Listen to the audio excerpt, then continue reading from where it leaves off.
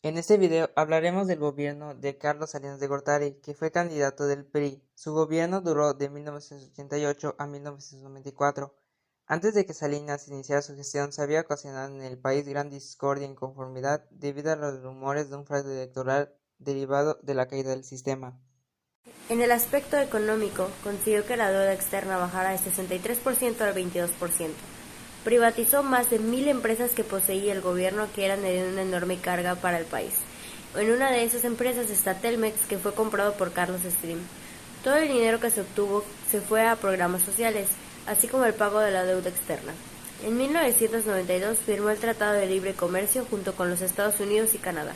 Con esto México abrió su economía a uno de los mayores mercados del mundo. En el aspecto político de su gobierno podemos ver que en Baja California el cargo de gobernador lo tomó Ernesto Rufapel, un miembro del PAN. Esta fue la primera vez que el PAN ocupaba una gobernatura de un estado. En 1989 se creó el Partido de la Revolución Democrática, que fue resultado de la unión del FCRN y el FDN. En este mismo año, Salinas mandó a detener y mandar a prisión a Joaquín Hernández Galicia, alias La Quina, quien había apoyado a Cuauhtémoc Cárdenas por una propaganda donde dio a conocer el homicidio accidental de una sirvienta que cometió Salinas cuando solo tenía 4 años. En el aspecto social, en el gobierno de Carlos Salinas de Gortari se puso en marcha el Programa Nacional de Solidaridad con un sentimiento nacionalista en 1988 destinado a combatir la pobreza del país. También el PRD sufrió la muerte de más de 274 miembros. También durante 1991 y 1992, Carlos Salinas puso punto final a la reforma agraria, tomando la decisión de impulsar una reforma a la Constitución en materia agraria. También en su mandato se apoyó la creación de Procampo como apoyo de capital hacia los productores del campo. En su mandato fue asesinado el obispo Juan Jesús Posada Ocampo en el Aeropuerto Internacional de Guadalajara, confundido con el narcotraficante El Chapo Guzmán. También el 1 de enero de 1994 el EZLN, un grupo guerrillero de Chiapas, se levantó en armas el día que se puso en vigor el Tratado de Libre Comercio, siendo una de las figuras más importantes el subcomandante Marcos, o después conocido como Rafael Sebastián Guillén Vicente. También se creó la Comisión Nacional de los Derechos Humanos, CNDH.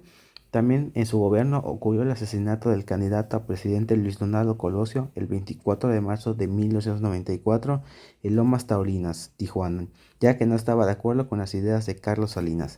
Y también, a 2 meses de acabar su mandato, su cuñado José Francisco Ruiz Massieu fue asesinado, y 5 meses después el hermano de Salinas, Raúl, fue arrestado por diversos delitos, y también se le acusó de ser el autor intelectual de la muerte de José Francisco Ruiz Massieu. Aspecto educativo. Durante el gobierno de Miguel de la Madrid, el país se encontraba en una situación sumamente preocupante, dado que el sistema educativo ha sufrido diversas reformas, las cuales no habían dado un buen resultado o el resultado que se esperaba. Sin embargo, al inicio del sexenio de Carlos Salinas de Gortari, y como resultado de los diversos esfuerzos para satisfacer la demanda y las necesidades de la educación básica, en especial la primaria, fue posible incluir casi en su totalidad a la población de esa edad.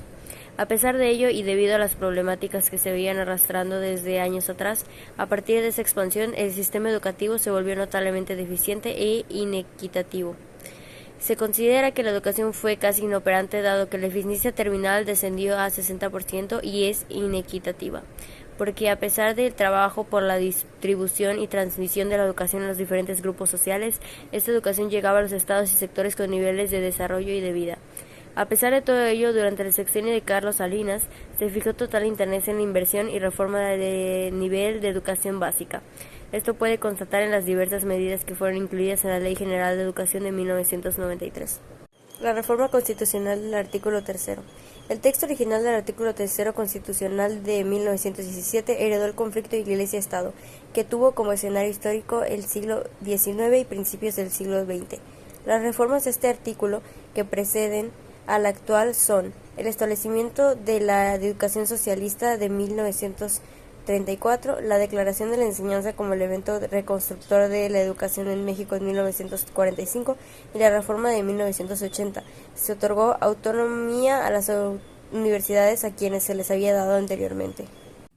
Finalmente, en la sucesión presidencial, llevada a cabo el 21 de agosto de 1994, se dio como ganador a Ernesto Zedillo Ponce de León del PRI con un 48.69% de los votos, seguido por Diego Fernández de Ceballos con el PAN con un 25.92% de los votos y de último a Cuauhtémoc Cárdenas Solórzano con el PRD con un 16.59% de los votos. Comparando a los dos presidentes, en el gobierno de Carlos Salinas hubo esfuerzos por reformar y mejorar el sistema educativo en México, y así como la Ley General de Educación de 1993, pero a pesar de esos intentos, el sistema educativo se volvió deficiente e inequitativo, afectando principalmente a los estados y sectores más pobres del país.